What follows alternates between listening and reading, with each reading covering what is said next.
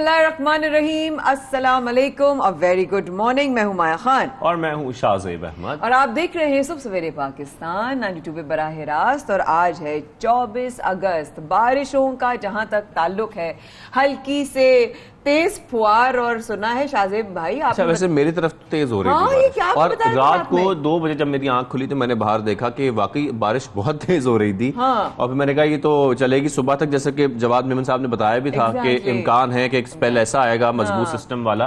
तो मैं तो डर गया था, लेकिन अल्लाह का शुक्र है कि सुबह वो काफी हल्की हो गई थी। लेकिन रास्ते में पूरा जो अभी भी हमारे चारों तरफ अगर आप देखें, सिवाय हमारे बाकी सब जो है ना वो भीगे भीगे चल रहे हैं क्योंकि हमें ऑन एयर आना था। और हमने जो है ये भी खबर आई है कि हल्की से तेज और फिर तेज से हल्की रात से चल रही है ना, मुसलसल चली जा रही थी। लेकिन ये था कि अभी हम जब मेकअप रूम से यहाँ तक आए तो हम लोगों ने अम्ब्रेला पकड़ लिया। शाहजेब ने कहा नहीं मैं तो ठीक हूँ, मैंने मेरे सारे बाल खराब हो जाएंगे, ऑन एयर जाने वाली बात है।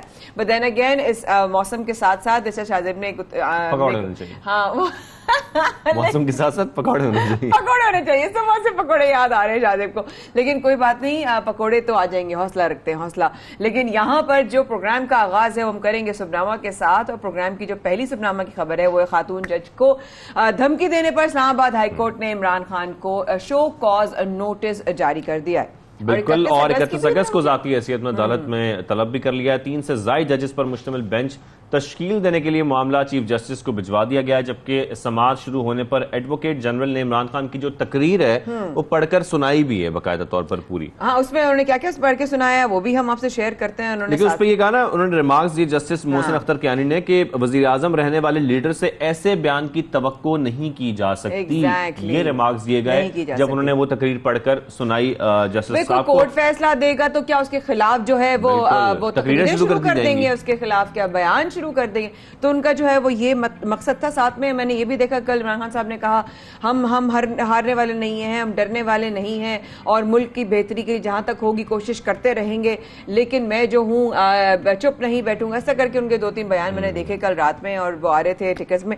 लेकिन साथ साथ अगर हम उसकी बात करें, इस पे प्रोग्राम में आगे चल के बात करेंगे, बिल्कुल आगे चलकर बात करेंगे। लेकिन अभी आपको ये बताएं कि एक बिजली का झटका जिसका हमने पहले भी जिक्र किया था, और अब मुल्क में शहर शहर में बिजली के बेतहाशा बिलों और जो हम देख रहे हैं कि मजीद टैक्सेस आयद किए गए हैं, उसकी वजह से जो एहतजाज है वो किए जा रहे हैं। मुख्तलिफ शहरों में एहतजाज किए जा रहे हैं जिसमें हमने बुजुर्गों को भी देखा, खवातीन को भी देखा। और क्यों ना देखें, लोग इस वजह से परेशान हैं। जब आप हर माह बिजली के बिल में इजाफा कर देंगे, टैक्सेस की मद में या मुख्तलिफ एडजस्टमेंट की जाती हैं उसकी मद में कर देंगे, लेकिन लोगों का क्या बनेगा जब उनका बिल 5,000 से 10,000 पे चला जाएगा, 10,000 से 15,000 पे चला जाएगा। मेरी काम वाली कल ये बता रही थी कि हमारे घर में सिर्फ 2 पंखे चलते हैं, सिर्फ 2 पंखे, क्या बिल आता है और एक फ्रिज चलता है और उसका 8,000 रुपए का बिल आया है। तो वो कह रही है मेरे घर में कोई एसी नहीं है, मेरे घर में कोई और ऐसी कोई चीज नहीं है, हम कोई इस्त्री इस्तेमाल नहीं करते, कुछ नहीं करते, सिर्फ 2 पंखे, 1-2 लाइट और 1 फ्रिज का हमारा 8,000 का बिल आया है। तो इस तरह रावलपिंडी में लोगों ने जो है वापडा के ऑफिस का घेराव कर लिया। अब क्या फिर ये करना शुरू करते हैं? बुजुर्ग और खवातीन, बच्चे सब लोग शामिल थे उस घेराव में। और साथ साथ मुजफ्फरगढ़ में नाकाबिले बर्दाश्त बिलों पर महंगाई के खिलाफ जो है वो धरना भी दिया गया। अब यही कर रहे हैं हम, बारिशों में जाके हमारे यहाँ घरों में जो है वो पानी भर रहा है और हमें जाके फिर जो बिजली का जो हमारे ऊपर एक बड़ा तूफान है और हमारे ऊपर पहाड़ है। अमीर जमात इस्लामी शाजुल हक साहब ने भी जो है वो शिरकत की इस हवाले से इस धरनों में।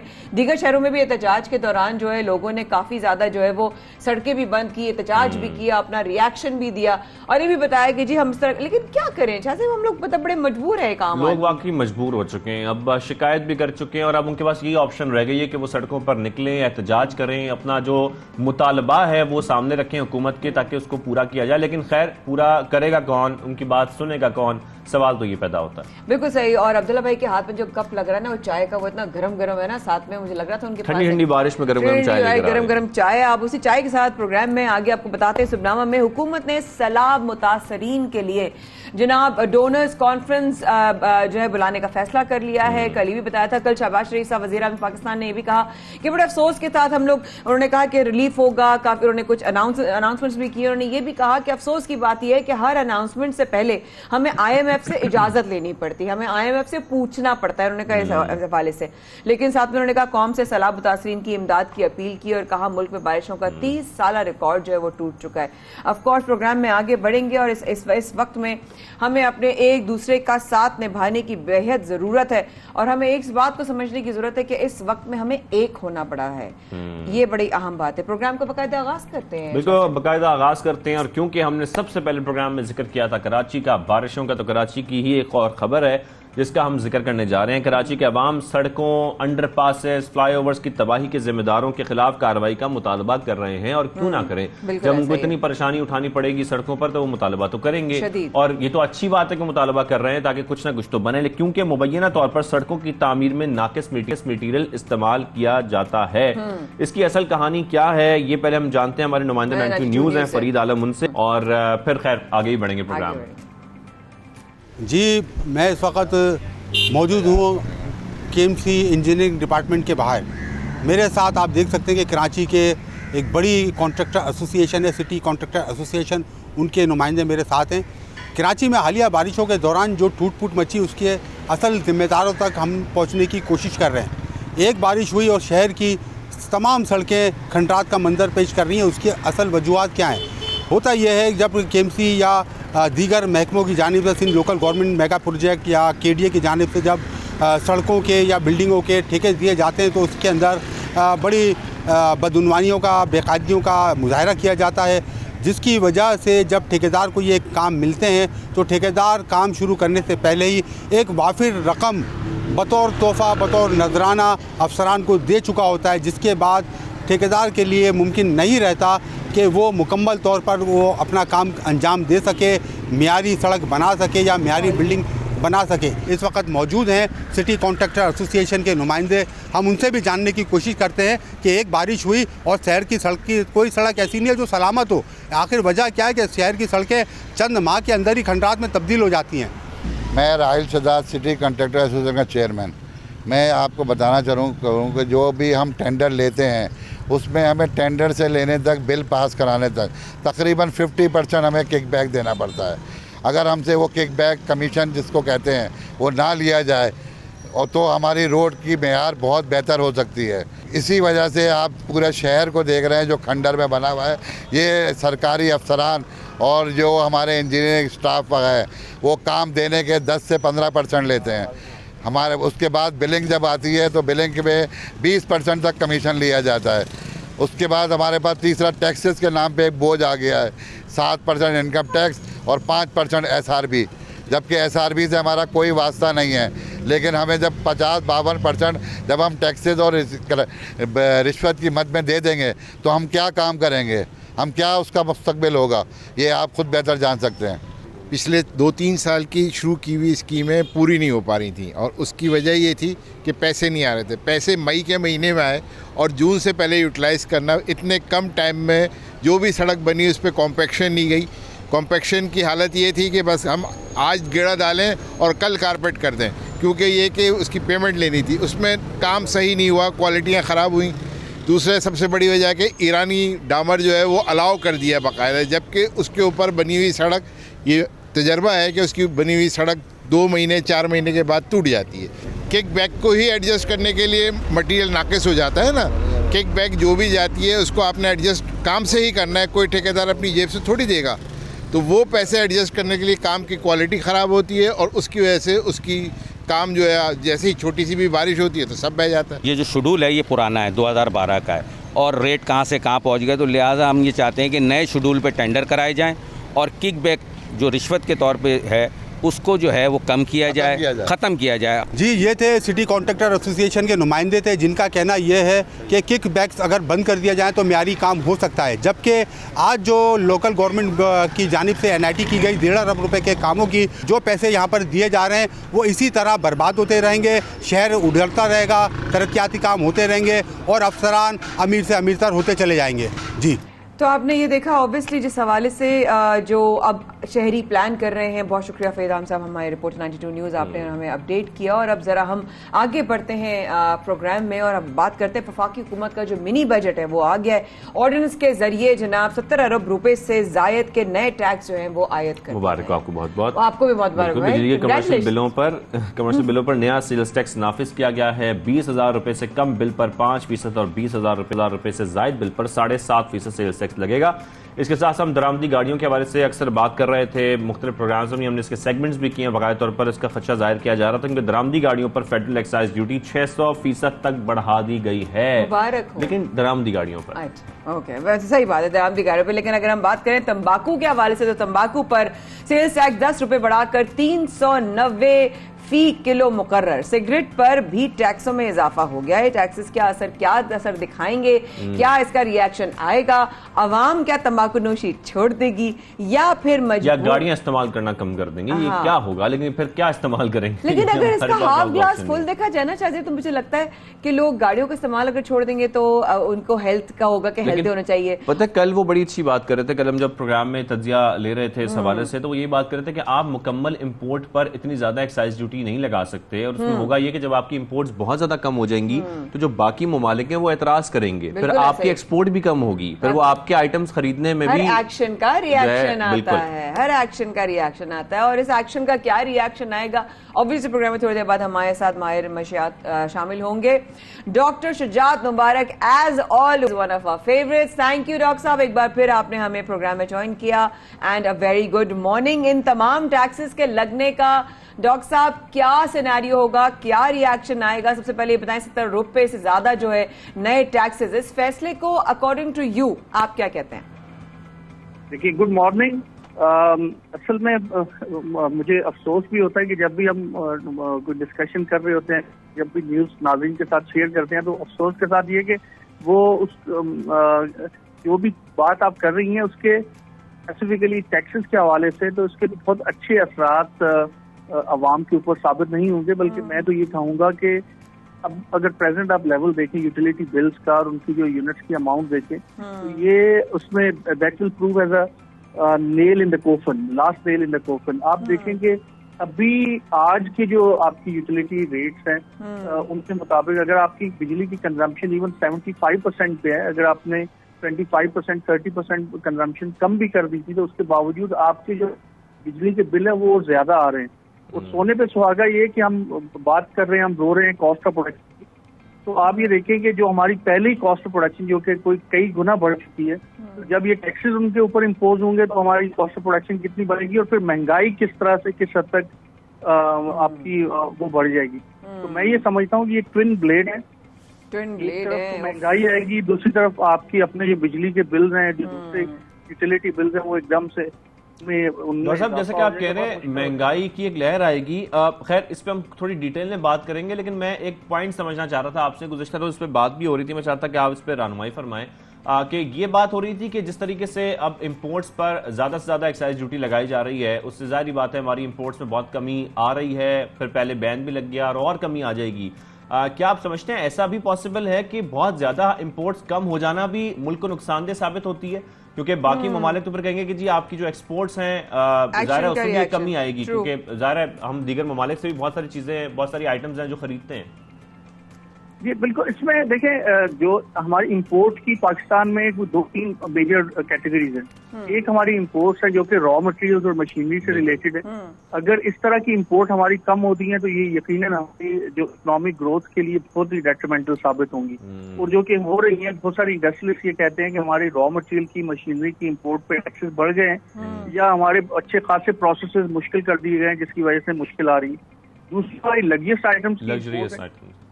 आइटम्स की इंपोर्ट हम WTO के, क्योंकि हम पाकिस्तान सिग्नेटरी है, तो हम उनको बैन नहीं कर सकते जैसे पहले गवर्नमेंट ने किया था, लेकिन उसके आप टैक्सेस, उनकी इंपोर्ट ड्यूटीज आप बढ़ा सकते हैं, क्योंकि गवर्नमेंट अब बढ़ा रही है।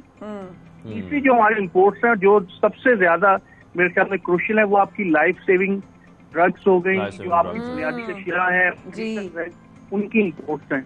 अनफॉर्चुनेटली हो ये रहा है कि कैटेगराइजेशन गवर्नमेंट प्रॉपरली नहीं कर पा रही। जहाँ पे ये कहा जाता है कि हम सिर्फ लग्जरियस आइटम्स के ऊपर इंपोर्ट टैक्स लगाएंगे, इंपोर्ट ड्यूटीज लगाएंगे, वहीं पे रॉ मटेरियल्स के ऊपर भी, इक्विपमेंट्स के ऊपर भी और मेडिसिन के ऊपर भी जो इंपोर्ट ड्यूटीज है वो लगाई जा रही हैं, या कम से कम उसको प्रॉपर्ली कैटेगराइज नहीं किया जा रहा। ठीक। इस वजह से हमारी ब्रॉड बेस्ड वो इंपोर्ट्स जो कि इसेंशियल इंपोर्ट्स हैं वो भी बहुत शदीद मुतासिर हो रही हैं। राइट। अच्छा शुरात भाई, मुझे एक बहुत आम आदमी वाला सवाल करना है, आप ये ना कहिएगा कि देखो कितना पागल वाला सवाल कर रही है, लेकिन मुझे आपका इंतजार था, मैंने कहा आप आएंगे तो पूछूंगी। कल ये जरा हेडलाइंस जो है ना बड़ी हमारे खबरों में भी थी और आज अखबार में भी है कि 1.71 सार्फिन के लिए बिजली पर फ्यूल एडजस्टमेंट खत्म। ये 1.7 करोड़ जो सार्फिन है ये कौन है? मतलब मुझे नहीं पता, मुझे प्लीज समझाएं, एक आम आदमी को समझाएं। देखिए ये आम आदमी ही है जो जिनको फ्यूल एडजस्टमेंट के जो चार्जेस जो वो आम आदमी उसकी कैटेगरी खास की है जिनके ऊपर फ्यूल एडजस्टमेंट चार्जेस जो है वो खत्म किए गए। Exactly. लेकिन मैं आपको ये बता दूं कि इस वक्त जो मैं पहले भी प्रोग्राम के शुरू में भी यही बात कर रहा था, मैं उसको दोहराऊंगा कि इस वक्त अगर आप यूटिलिटी बिल्स के ब्रेकअप को निकालें तो जो कॉस्ट प्लस प्राइस जो हम एक्चुअली पे करते हैं उसके साथ साथ उतनी अमाउंट में हम या उससे ज्यादा अमाउंट में हम टैक्सेस पे कर रहे हैं। बिल्कुल सही है टोटल।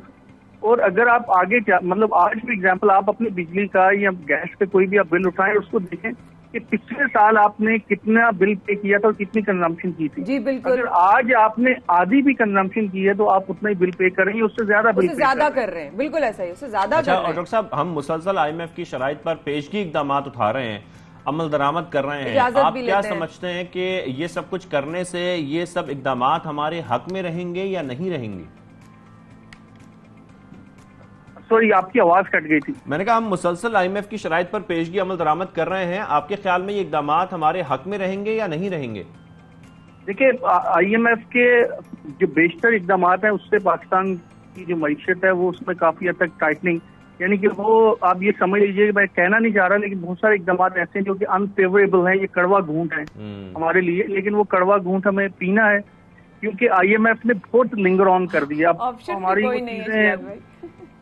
ऑप्शन है, उन्होंने इसके बावजूद कि सारी चीजें तकरीबन अब फाइनल हो गई हैं, लेकिन अब भी काफी लिंगर ऑन होती चली जा रही है और IMF हमें वॉच एंड सी की स्ट्रेटेजी के ऊपर है कि किस हद तक वो, मेरा ख्याल ये है कि IMF 110% अपने पॉइंट्स पे अमल करवाने के बाद ही जो हमें इंस्टॉलमेंट है वो देगा। वही ना, कल वजीर आजम शहबाज शरीफ साहब ने भी कहा कि अफसोस की बात यह कि हमें हर चीज के लिए जो है ना वो इजाजत लेनी पड़ती है, पूछना पड़ता है। अब इतलात ये भी आ रही है इम्पोर्टेड मोबाइल के भी हवाले से शुजात भाई के इम्पोर्टेड मोबाइल की भी जो है वो इस्तेमाल में कमी लाने की एक कोशिश की जा रही है, तो इसके बारे में क्या कहेंगे?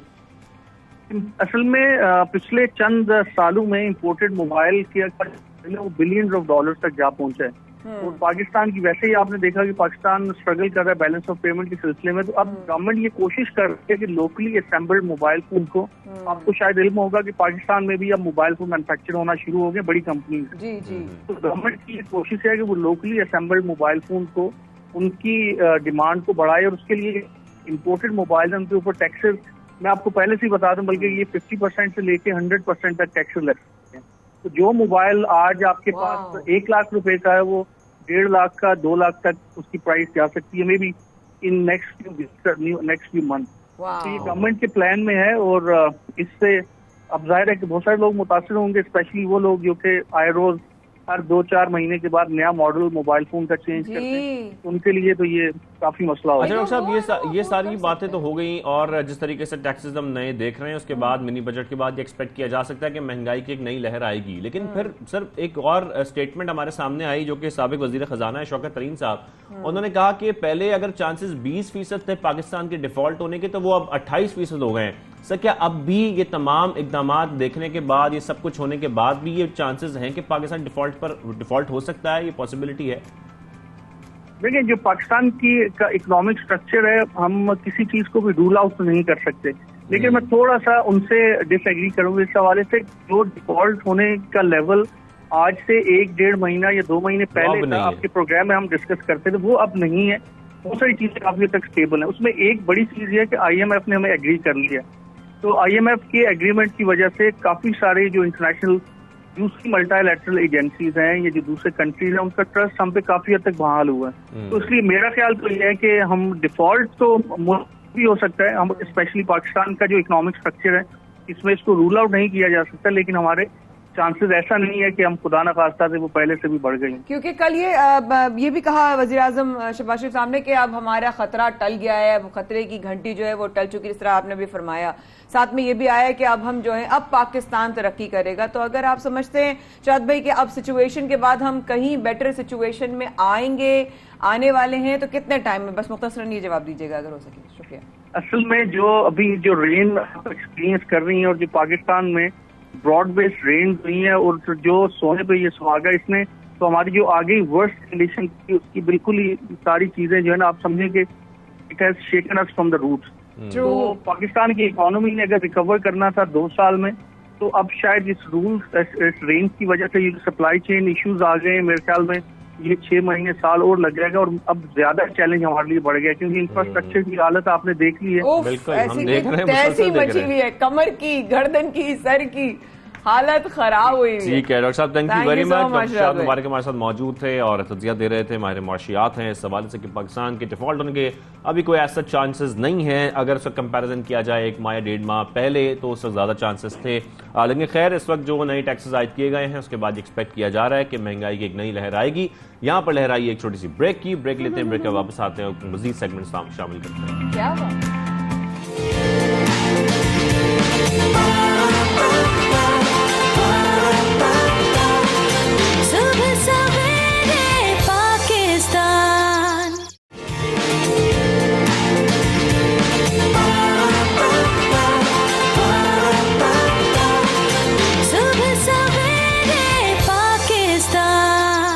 Welcome back. आप देख रहे हैं सुबह सवेरे पाकिस्तान, माया खान और शाहजेब अहमद के साथ। अब आपको ये बताएं कि मुल्क में पोलियो से बचाव के लिए मुसलसल कोशिशें की जा रही हैं और वो वक्त अब दूर नहीं है जब इन कोशिशों के नतीजे में पाकिस्तान को हम ये कहेंगे कि ये पोलियो फ्री पाकिस्तान है। और खास तौर पर इसमें हमें कामयाबी मिलेगी भी, जिस तरीके से हम देखते हैं कि पोलियो का अमला और जिस तरीके से तमाम टीम्स कोशिश कर रही हैं। और हमने 2021 में देखा भी कि तकरीबन 1 या आई थिंक 2 केसेस रिपोर्ट हुए थे पूरे साल में।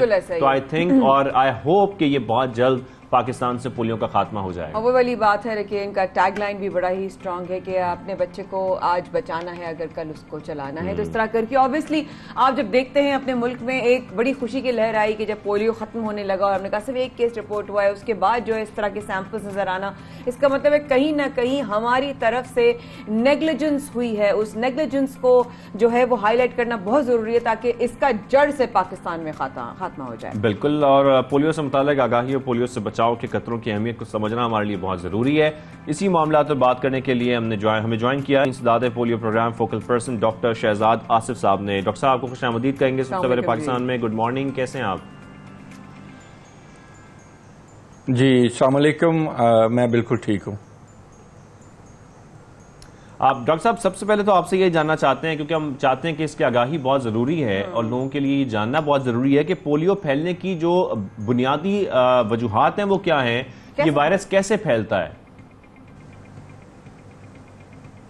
जी, ये पोलियो वायरस जो है ये इंसानी फुजले में खारिज होता है और उसके बाद ये बाहर माहौल में रहता है। उसके बाद दूसरे बच्चे में ये उसकी खुराक की नाली के ज़रिए दाखिल होता है, मुंह के ज़रिए खुराक की नाली में दाखिल होता है और उसके बाद जाके आंतों में जाके उसके नशो नुमा पाता है और उसके बाद उसको उसकी वजह से जो वो बच्चा होता है उसको बुखार वगैरह होता है और उसके बाद ये वायरस दोबारा वो बच्चा अपने फुजले में उसको खारिज कर देता है। सो इसका एक ओरोफिकल रूट है कि फुजले से खारिज होती है और मुंह के जरिए ये वायरस जो है ये दूसरे बच्चे में जाता है। अच्छा डॉक्टर साहब, एक सवाल और भी यहाँ पर इस सवाल के सिलसिले में बनता है और वो ये कि पोलियो के वायरस की जो एक सिम्टम्स होती हैं या वाज़े यकीनी अलामात क्या होती हैं, लोगों की नॉलेज के लिए ज़रा इधर भी रहनुमाई फरमाइएगा। जी,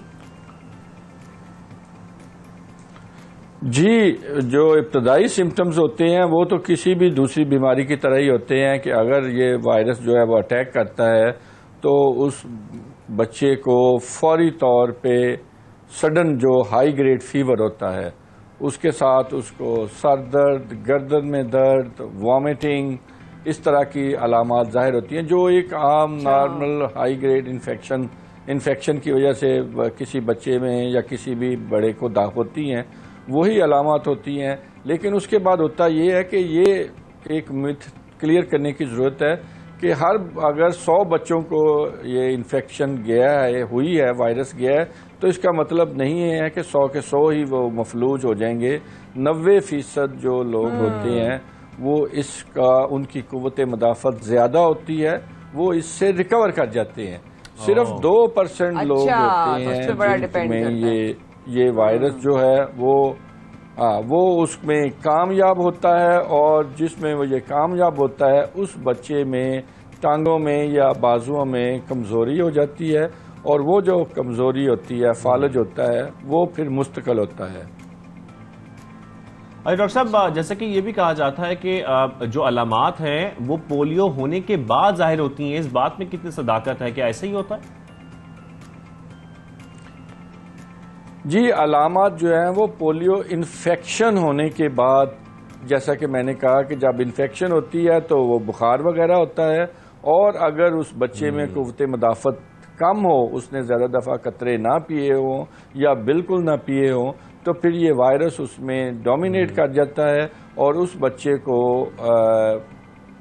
टांगों में, बाजुओं में, फेफड़ों में, जिस्म के किसी भी हिस्से को, क्योंकि वो नर्वस सिस्टम को इफेक्ट करता है और उस हिस्से की नर्व्स को डिस्ट्रॉय करता है, इसलिए जिस भी हिस्से की टांगें हों, बाजू हों, लंग्स हों, जिस भी हिस्से के वो नर्वस सिस्टम को डिस्ट्रॉय कर देता है, वो परमानेंटली डिसेबल हो जाता है, मफलूज हो जाता है, वो काम नहीं कर सकता।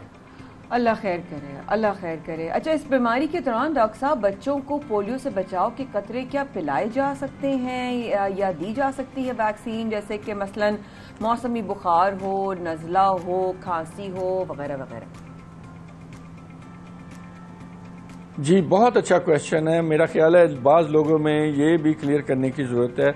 देखिए, अगर एक बच्चा बीमार है तो इसका मतलब ये है कि उसकी कुव्वत मदाफ़त ऑलरेडी कम है, और अगर इस बीमारी में उस पर पोलियो वायरस ने अटैक कर दिया तो उसको पोलियो होने के चांसेस सेहतमंद बच्चे की निस्बत ज़्यादा है। इसलिए अगर किसी को कोई नॉर्मल बीमारी है, बुखार है, खांसी है, तो वो उस बच्चे को कतरे पिलाना एक हेल्दी बच्चे से भी ज़्यादा ज़रूरी है। और ये वैक्सीन मुकम्मल तौर पर सेफ़ है और इसके किसी किस्म के कोई साइड इफ़ेक्ट्स और नुकसान नहीं है, और आप बीमारी की सूरत में भी उस बच्चे को ये कतरे पिला सकते हैं। डॉक्टर साहब, मैं इस तरफ आ रहा हूँ कि बहुत सारे वालिदैन में ये खदशात खैर होते हैं और अभी भी एग्जिस्ट करते हैं कि ये कतरे पीने से, पोलियो से बचाव के कतरे पीने से उसे कुछ मनफी असरात होंगे। मैं चाहता हूँ आज प्लीज़ हमारे प्रोग्राम के ज़रिए आपकी तमाम बातें क्लियर कर दें कि ये तमाम बच्चे ये कतरे पी सकते हैं, इसमें कोई प्रॉब्लम नहीं है, ना इससे कोई मनफी असरात हैं। जी, बहुत से मिथ हैं लोगों में, मिसकंसेप्शंस हैं। बाद लोग समझते हैं कि इसमें ख़ानदानी मनसूबाबंदी की दवाई मिलाई गई है। ये वैक्सीन जो है वो पाकिस्तान में लेबॉर्ट्रियों में टेस्ट होती है।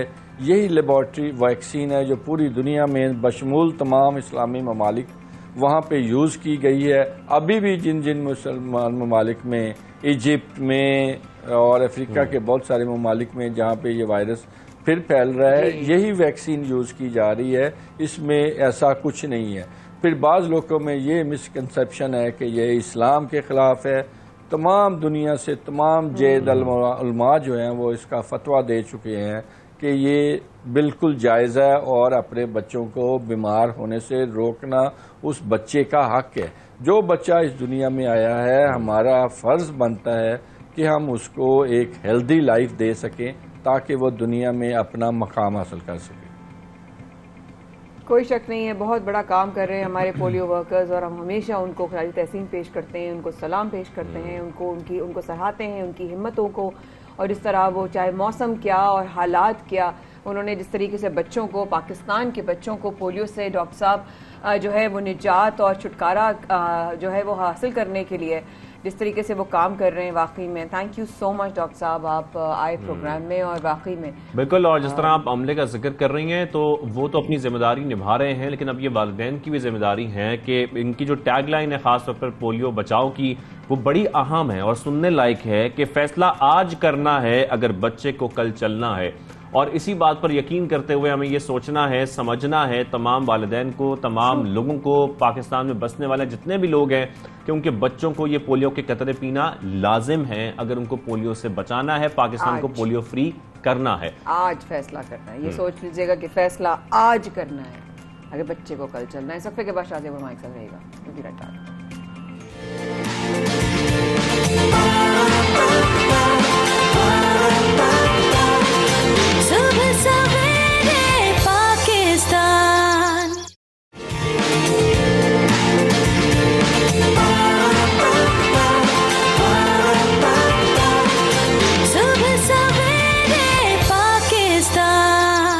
Welcome back. आप देख रहे हैं सुबह सवेरे पाकिस्तान, माया खान और शाहज़ेब अहमद के साथ। और हम प्रोग्राम कर रहे हों, हम जिंदगी में आजकल कोई भी काम कर रहे हों, हमारे घर के फैमिली ग्रुप्स भी हैं व्हाट्सएप पर, हमारे ऑफिस के ग्रुप भी हैं, और अब एक व्हाट्सएप के ऊपर इतने ग्रुप्स शो हो रहे होते हैं माया कि समझ नहीं आ रही होती किसमें से मैसेज आ रहा है, लेकिन इसका फायदा बहुत हो रहा है। हाँ, लेकिन कुछ पे तो मैं बहुत खूबसूरती के साथ एग्जिट कर जाती हूँ और कुछ पे हमें उसको साइलेंट पे लगाना पड़ता है ज़्यादा। लेकिन इस व्हाट्सएप को अब इस्तेमाल करना लाजिम हो चुका है, और इस व्हाट्सएप का इस्तेमाल करने के साथ साथ इसको हम कहेंगे ना मुस्बत तरीका इसका ये इस्तेमाल करने का, कि अब जो पुलिस है, खासतौर पर पंजाब पुलिस, वो भी कोशिश कर रही है कि व्हाट्सएप के जरिए लोगों की शिकायत उन तक पहुंचे, जो कि बड़ा अच्छा स्टेप जो है वो लिया गया है। अमेजिंग। पंजाब पुलिस के व्हाट्सएप नंबर 0331787187 पर पुलिस की तमाम सर्विसेज व्हाट्सएप पर दस्तयाब होंगी। इसी पर मजीद हमें बात करने के लिए लाहौर से ज्वाइन किया है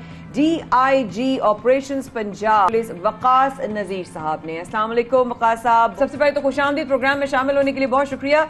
ये जो शिकायत के अंदराज का सिस्टम शुरू किया गया है, बहुत अच्छा कदम है, अप्रिशिएट करते हैं। जरा सा इसका मकसद भी बताइएगा, फिर इसकी मैकेनिक्स की तरफ जाएंगे। जी, बुनियादी तौर पर कल IG पंजाब ने दो नए ऐप्स का या दो नई सहूलियात का इफ्तिताह किया है। उनमें से पहली वही है जिसका आपने जिक्र किया कि ऑनलाइन कंप्लेंट मैनेजमेंट सिस्टम, जिसके जरिए पंजाब पुलिस से मुताल्लिक मामलात खा वो पाकिस्तान के अंदर से हों या बैरून मुल्क हों, तमाम पाकिस्तानी शहरी पंजाब पुलिस की सर्विसेज से ऑनलाइन फ़ायदा उठा सकते हैं। और दूसरी हमारी व्हाट्सएप सर्विस है, ये हमारी एक वन विंडो फैसिलिटी है। हमारी 15 सर्विसेज जो ऑनलाइन हैं उन तक रसाई इस व्हाट्सएप नंबर के ज़रिए की जा सकती है, और वहाँ जाके आपको जो भी सर्विस चाहिए हो, खा वो FIR दर्ज कराना हो, खा वो अपने घरेलू मुलाजमीन की वेरिफिकेशन करना हो, खा और मालूमात हासिल करना हो, वो सारी की सारी मालूमात आप घर बैठे इसी व्हाट्सएप ग्रुप के जरिए हासिल कर सकते हैं। वकास नजीर साहब, बहुत अच्छा स्टेप लिया गया है पंजाब पुलिस की जानिब से, लेकिन मुझे याद है वो वक्त भी जब रेस्क्यू 1122 का आगाज हुआ था और एक रिपोर्ट सामने आई थी कि फेक कॉल्स की तादाद ज्यादा थी रियल कॉल से। तो मैं आपसे यही सवाल करना चाहता हूं कि हमारे यहाँ जाहिर बात है कुछ लोग जो हैं वो गलत इस्तेमाल भी करते हैं, व्हाट्सएप नंबर पर फजूल मैसेज शुरू कर देते हैं, इसकी वजह से जो असल मुतासर लोग होते हैं उनकी शिकायत नहीं पहुंच पाती पुलिस तक।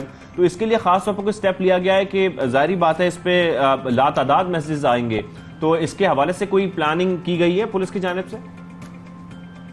जी बिल्कुल, ना सिर्फ 1122 वाले ये प्रॉब्लम फेस करते हैं, बल्कि हमारा जो इमरजेंसी कॉल सेंटर है 15, वहाँ पे भी हमें हज़ारों और लाखों की तादाद में इस तरह की कॉल्स रिसीव होती हैं, और जिससे ना सिर्फ हमारा टाइम ज़ाया होता है, बल्कि जो कोई एक मुस्तहिक हमें अप्रोच करना चाह रहा होता है उसकी भी जो कंप्लेंट हैंडलिंग में मुश्किल हो जाती है। तो इसके बारे में दो चीज़ें हैं। एक तो हम शहरियों से अपील करेंगे और तवक्को रखेंगे कि सहूलत जो घर बैठे उनको पुलिस से जोड़ देगी, ना किसी खिदमत मरकज, ना पुलिस स्टेशन, ना पुलिस दफ्तर में जाना पड़ेगा, उसको जिम्मेदारी से इस्तेमाल करें। और दूसरा, इसके लिए हम क्योंकि आपका तारुफ चाहेंगे, इस सहूलत को यूज़ करने के लिए आपको अपना शनाख्ती कार्ड पंच करना पड़ेगा। तो अगर एक शख्स बार बार इस सहूलत को मिसयूज कर रहा है तो उसके खिलाफ फिर जो मुतल्लिका कानून है उसके तहत कार्रवाई भी मुमकिन होगी। अच्छा, लेकिन साथ साथ ये भी है ना वकास साहब के सुन के तो बहुत अच्छा लग रहा है ऑब्वियसली, और पंजाब पुलिस में ऐसा कदम उठाया गया तो हम कराची सिंध में बैठे हुए हैं और हमें लग रहा है अल्लाह यहाँ पे ऐसा क्यों नहीं है, लेकिन जिस तरीके से FIR भी दर्ज कराई जा सकती है, आपने अभी फरमाया घरेलू मुलाजमीन की जो है वो उनकी IDs जो है शेयर करके उसकी रजिस्ट्री, अब जरा उस पर भी आ जाए कि असली और जाली शिकायत का कैसे जो है वो अंदाजा लगाया जाएगा, उस पर चेक इन बैलेंस किस तरह होगा वकास साहब? बुनियादी तौर पे ये एक कंप्लेंट हब है। जो कंप्लेंट हमें रिसीव होगी वो मुतल्लका महकमा जो है पुलिस का उसको रेफर कर दी जाएगी। अगर कंप्लेंट रजिस्ट्रेशन ऑफ FIR की है तो थाने को भेज दी जाएगी। अगर तफ्तीश के मायार से मुतालिक कोई शिकायत है तो शोबा तफ्तीश को भेज दी जाएगी। अगर ट्रैफिक की मैनेजमेंट का प्रॉब्लम है तो ट्रैफिक पुलिस को भेज दी जाएगी। वहाँ पे इस शिकायत के ऊपर ऐसे ही अमल दरामद होगा जैसे वॉक इन कंप्लेंट पे अमल दरामद किया जाता है। और इसमें अच्छी बात यह है कि इस पूरी कंप्लेंट का जो लाइफ साइकिल है उसमें हम शहरी को आगाह रखेंगे कि आपकी कंप्लेंट के ऊपर इस वक्त ये अमल दरामद हो गया।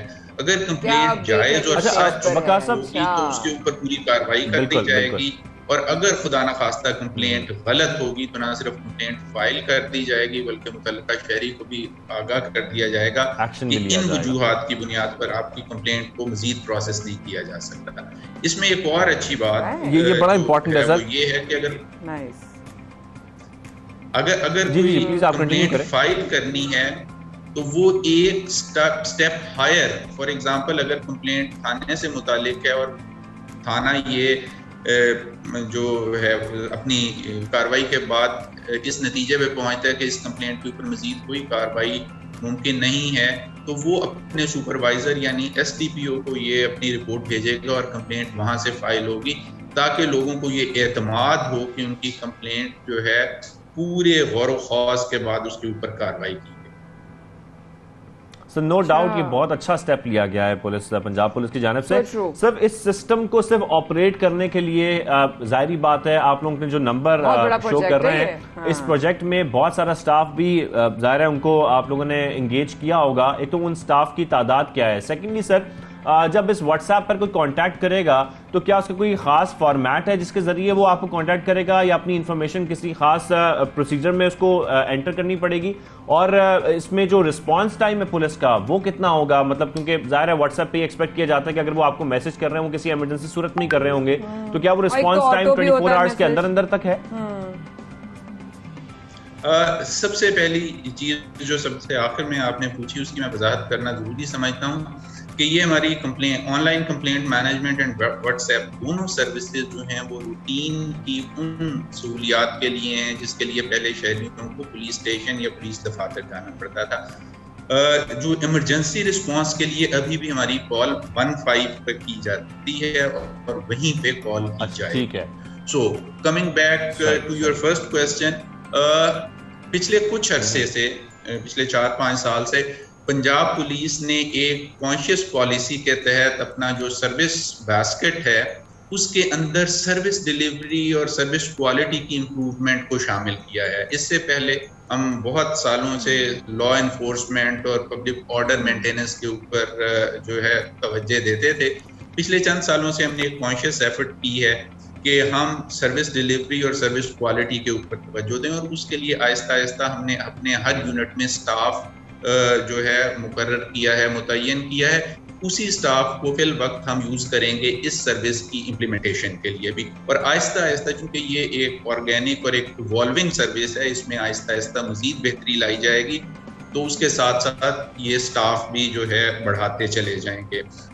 और जहां तक रिस्पांस टाइम का ताल्लुक है, हर सर्विस के लिए मुख्तलिफ रिस्पांस टाइम है। अगर आप किसी जुर्म की निशानदही करते हैं और FIR दर्ज करने के लिए कहते हैं तो उसका रिस्पांस टाइम विदिन 24 आवर्स है जिसमें हमने करना है। लेकिन अगर फॉर एग्जांपल अगर आप किसी तफ्तीश के मायार के बारे में जो है शिकायत करते हैं तो हमारी इंक्वायरी और बाकी प्रोसेस मुकम्मल करके हम आपको 3 से लेकर 7 रोज़ के अंदर अंदर जवाब देंगे। आप हमारे से कैरेक्टर सर्टिफिकेट लेना चाहते हैं इस सर्विस के थ्रू, तो अर्बन सेंटर्स में हम नेक्स्ट डे डिलीवरी और रूरल एरियाज में हम 3 दिन के अंदर अंदर आपको कैरेक्टर सर्टिफिकेट फराहम करते हैं। इसी तरह अगर आप ड्राइविंग लाइसेंस बनवाने के लिए हमसे अपॉइंटमेंट लेना चाहते हैं तो हम आपको अगले 7 दिन के अंदर अंदर अपॉइंटमेंट देंगे, जहां पे आप हमारे पास तशरीफ लाएंगे तो 15 मिनट के अंदर अंदर हम सारा प्रोसेस मुकम्मल करके आपको फारिग कर देंगे। सो मुख्तलिफ सर्विसेज जो ऑनलाइन हम फराहम कर रहे हैं, हर एक के लिए डिफरेंट जो डेडलाइन या टाइम मुकर्रर किया गया है। और मुझे निहायत खुशी है कि पिछले 24 घंटे के अंदर अंदर कल तकरीबन इसी वक्त IG पंजाब जनाब फैसल शाहकार साहब ने इन दोनों सर्विसेज का इफ्तिताह किया। अब तक 24 घंटे के अंदर अंदर 70,000 से ज़ायद लोग इन सर्विसेज से इस्तेफादा कर चुके हैं। आपकी इजाजत के साथ नंबर दोहराना चाहूंगी 033178711787। स्क्रीन पर भी ये नंबर आपसे शेयर होगा। पंजाब पुलिस ने जो जनाब जबरदस्त ये एक मददगार एक काम किया है। मुझे एक सवाल में आप सवाल का मैं बस सर आपसे जानना चाहता हूँ कि आप जिक्र भी कर रहे थे, खासतौर पर हमने आज से ख्याल में जहाँ तक मुझे याद है कोई 5-6 माह पहले की बात है, हमने एक सेगमेंट किया था जिसमें हम ये बात कर रहे थे कि थाना कल्चर को तब्दील करने के लिए, यानी कि जो वॉक इन जितने भी अफराद होंगे उनकी भी रहनुमाई करने के लिए और उनके साथ जो एटीट्यूड है और वहाँ पर ज़ाहिर है एक थाने के अंदर जितने भी पुलिस एहलकार मौजूद हैं उनकी भी बाकायदा तौर पर ट्रेनिंग की जा रही है। सर वो कहाँ तक पहुंची है? क्या वो अभी भी जारी है? क्या उसमें मजीद पुलिस एहलकार भी शामिल हो चुके हैं? क्योंकि ये बहुत अच्छा स्टेप था कि अब बाकायदा ताकि लोगों के दरमियान जो एक फासला है लोगों में और पुलिस एहलकारों में वो कम हो, लोग थाने में जाएं तो उनको एड्रेस सही तरीके से किया जा सके। जी बिल्कुल, पंजाब पुलिस अपनी पॉलिसी के मुताबिक 2 पहलुओं पर बहुत ज़्यादा फोकस कर रही है।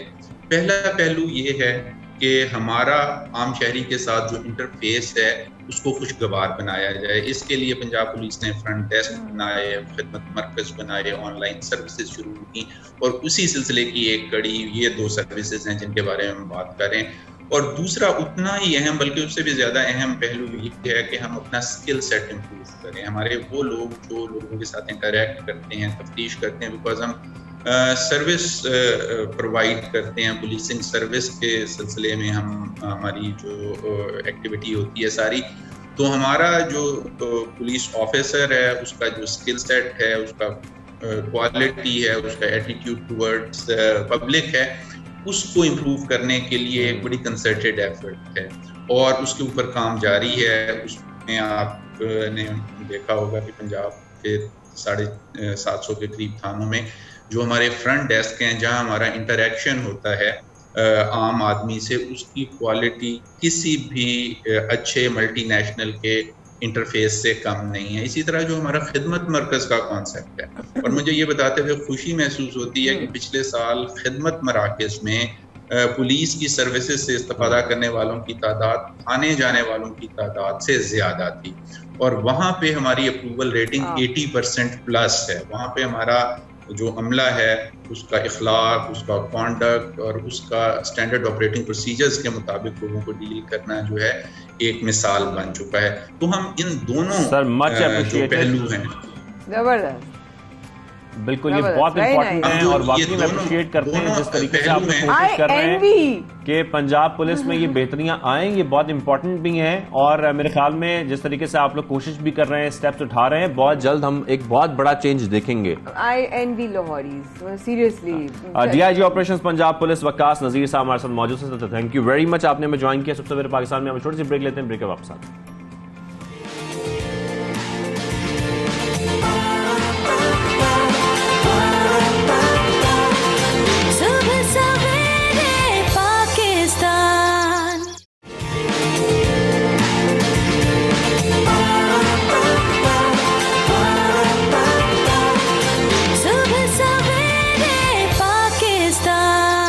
Welcome back. आप देख रहे हैं सुबह सवेरे पाकिस्तान, माया खान और शाहजिब अहमद के साथ। हम थोड़ा सा कंफ्यूज हो गए थे, मुझे लगा था कि आप उठाने लगी हैं। नहीं, इट्स ओके, कोई मसला ही नहीं है। आप करें मैं करूं, बात एक है। हम असल में जब बारिश होती है ना बड़ा एक्साइटेड हो जाते हैं, लेकिन जब हम बाहर निकलते हैं तो एक्साइटमेंट ऐसी खत्म होती है, क्योंकि जो सड़कों का हाल है वो आप सब लोग जानते हैं। खैर चलने वाले हैं, मुल्क में बहुत कुछ चल रहा है, हमने हर चीज का जिक्र कर लिया, लेकिन एक और बड़ी इंटरेस्टिंग स्टोरी है और वो स्टोरी हम आप लोगों के साथ शेयर करना चाहते हैं, आप लोगों को बताना चाहते हैं, क्योंकि ऐसी इंस्पायरिंग स्टोरीज बड़ी इंपॉर्टेंट होती हैं शेयर करना। इससे बहुत सारे लोगों को इंस्पिरेशन भी मिलती है और मेरे ख्याल में उनका थोड़ा सा मोराल भी हाई हो जाता है कि वो भी अपने स्टार्टअप्स की तरफ जाएं, बिजनेस की तरफ जाएं, क्योंकि हम नहीं चाहते कि लोग अपने स्टार्टअप से दूर रहें। मैंने बोला जी प्लीज बताएं क्या कहना चाह रही हैं आप? तंग कर रही हूँ, एक्साइटेड हुआ है जनाब। बेरोजगारी ऑब्वियसली से हालात चल रहे हैं, महंगाई चल रही है। आप बिजली के बिल्स की बात करते हैं या पाकिस्तान की महंगाई की बात करते हैं या बेरोजगारी की बात करते हैं, हर जगह से चैलेंजेस हैं। और ऐसा नहीं सिर्फ पाकिस्तान है, पूरी दुनिया में इस वक्त जो है वो इकोनॉमी जो है अफेक्टेड है, जॉब्स जो है वो कम हो रही हैं।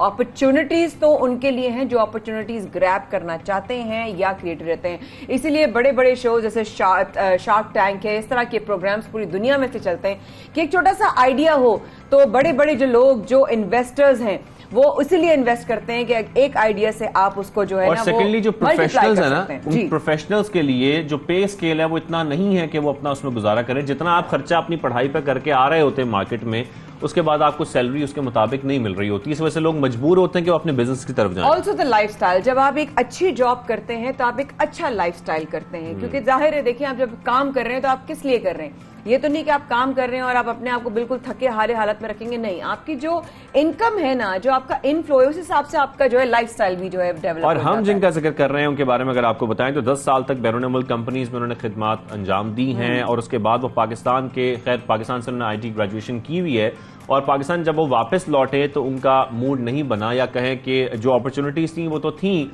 लेकिन मेरे ख्याल में जिस पे स्केल पे वो ऑलरेडी काम कर रहे थे उन्होंने बेहतर ये समझा कि मैंने हिम्मत नहीं हारनी है, पाकिस्तान में कोई स्टार्टअप करना है, कोई बिजनेस करना है। और आसान भी नहीं होता जब आप तरक्की करके कहीं टाइम लगा के एक अच्छे ओहदे पे पहुंच जाएं, उसके बाद वहां से कोई भी for what ever XYZ reasons आप अपने मुल्क वापस आते हैं। कभी आप माँ बाप के लिए आते हैं, कभी वहां पर जॉब्स खत्म हो जाती हैं, लेकिन आपको लगता है मेरा एक्सपीरियंस थोड़ा ज्यादा है तो मैं उनके अंडर कैसे काम करूं जो मुझसे कम एक्सपीरियंस रखते हैं, मैं उनके साथ उनके जूनियर कैसे बन जाऊं। और ये इसमें समझने में कोई बुरी बात नहीं है कि अगर इंसान अपने लिए अच्छा सोचे, और इंसान को अपने लिए अच्छा सोचने की पूरा पूरा हक है। इसलिए आज इनकी कहानी जानते हैं हम, और आज हमारे साथ मौजूद है इनकी पूरी फैमिली, जाहिद साहब की उनकी अहलिया और उनकी बेटी हमारे स्टूडियो में मौजूद हैं। अस्सलाम वालेकुम, कैसे हैं आप? Good morning. खैरियत से, वेलकम टू द शो। बहुत अच्छा लगा आपसे मिलकर। आपके हाथ में क्या हुआ? ये भाभी ने किया? वैसे पूछ रही हूँ, जनरल नॉलेज।